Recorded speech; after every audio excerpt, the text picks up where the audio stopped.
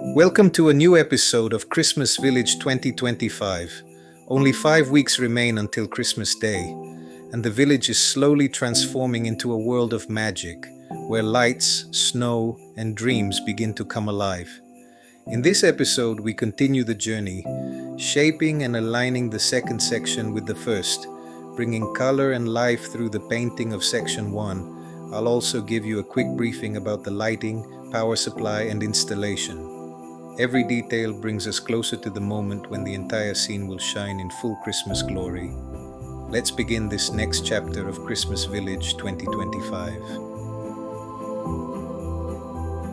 In the previous episode, we prepared Section 1 for painting, leaving unfinished only the areas that connect with Section 2. Now it's time to begin shaping Section 2 and aligning it perfectly with Section 1. This step is crucial before the painting process begins, ensuring that every surface, path, and detail fits seamlessly together, without any mismatches or gaps that could create problems later on. Piece by piece, the village begins to unite as one complete scene.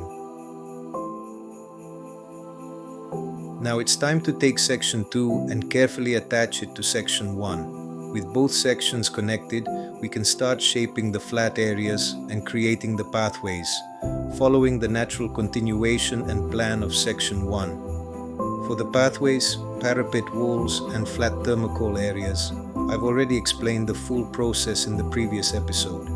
If you haven't seen it yet, make sure to check it out. It will help you better understand how each level and surface connects as the village takes shape. All areas will be fixed permanently except those that directly connect between the two sections. We can form the pathways now, but they'll be attached only from one side, preferably from Section 1, to keep flexibility during alignment. Step by step, the landscape begins to take shape, bringing the two sections together as one seamless world. The next step is to cover and close the open spaces between the flat thermocol sheets using paper. However, we'll leave open the areas between the two sections, as well as the path where the train rails will pass through. To attach the paper securely to the thermocol, we're using a hot glue gun. This method ensures strong adhesion and smooth transitions between surfaces, preparing the base for the next stages of shaping and detailing.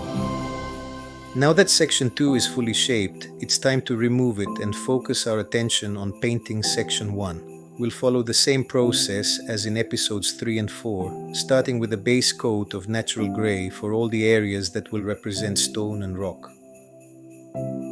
For the pathways, we will use blue-gray color for the steps and the parapets.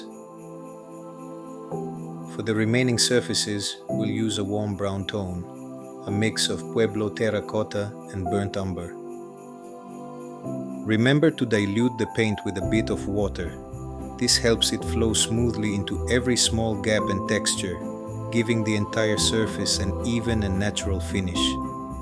Step by step, the landscape begins to come alive with color and depth. Once the base coat is completely dry, we can move on to coloring the stone and rocky areas. For this step, we'll use two different shades, applied randomly, to achieve a natural and realistic appearance. We'll start with burnt umber and yellow oxide. Lightly dab your brush over the gray areas, applying the color randomly to create natural highlights and shadows, but before you start, make sure to remove the excess paint from your brush. This technique will bring out the texture of the rocks and give them a more realistic, weathered look. Then, we'll blend everything together using raw umber, diluted with water, about 5 parts water to 1 part paint. This thin mixture helps the colors flow smoothly, blending the tones and unifying the entire rocky surface into a realistic, natural landscape. Once the colors are dry, it's time to apply the black wash, a mixture of 9 parts water and 1 part black paint. Gently brush it over all the stone and rocky areas. This wash will flow into the cracks and textures, adding depth and shadow to every detail. As always, the final step is to apply a dry white paint over all the stone and rocky areas. Use a soft brush, take a small amount of white paint, and remove the excess before applying. With gentle strokes, highlight the edges and textures. This will create beautiful contrasts and bring out the shadows, giving the rocks a more defined and realistic appearance. Now it's time to show you how these simple, flat areas gradually transform into beautifully crafted garden spaces. We start by planning the layout, where the trees will stand, where the grassy sections will go, and how the small walking paths will connect each part of the village. Then, step by step, I add layers of texture, soft grass mats, tiny shrubs, decorative stones, and warm miniature lights that create a cozy ambience. Next, I place the landscaping tiles, arranging them carefully to form charming pathways and small courtyards. Each garden area has its own personality and theme. Some look like peaceful corners where villagers might sit and relax. Others feel like festive gathering spots filled with Christmas spirit. By combining trees, lights, textures, and tiny details, these once empty flat surfaces are transformed into rich, atmospheric scenes that enhance the old village look and capture the simple, carefree life of a traditional Christmas village. Every element is added with intention, building a magical environment piece by piece. Now let's make a short briefing about the lighting and power supply system. Most miniature lights come in 3 volts or 12 volts, and many of them are battery operated.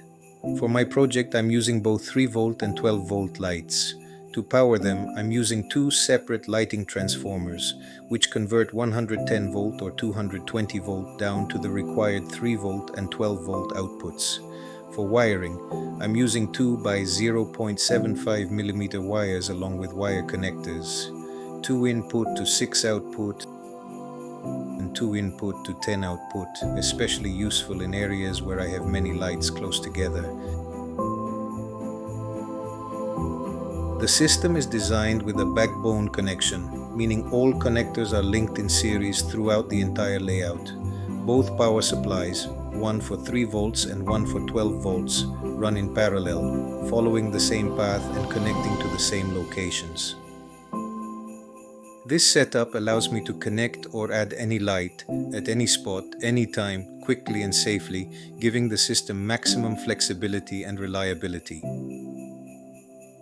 One more useful tip for anyone using Lemax kiosks that come without built-in lighting. It's actually very easy to add your own light. Simply take a small 12-volt LED and drill a tiny hole at the bottom of the kiosk. Pass the light through the hole, place it inside, and use a little hot glue to secure it to the inner ceiling. And just like that, your kiosk is fully illuminated and ready to shine in your village. And with that, we come to the end of today's episode. Little by little, the village grows. New shapes, new colors, new details. Each step bringing us closer to the magical world we're creating together. Thank you for joining me on this journey, and I hope you enjoyed watching this episode as much as I enjoyed making it. In the next chapter, even more transformations are coming. So stay tuned. Until then, take care, stay creative, and see you in the next episode of Christmas Village 2025. Goodbye for now.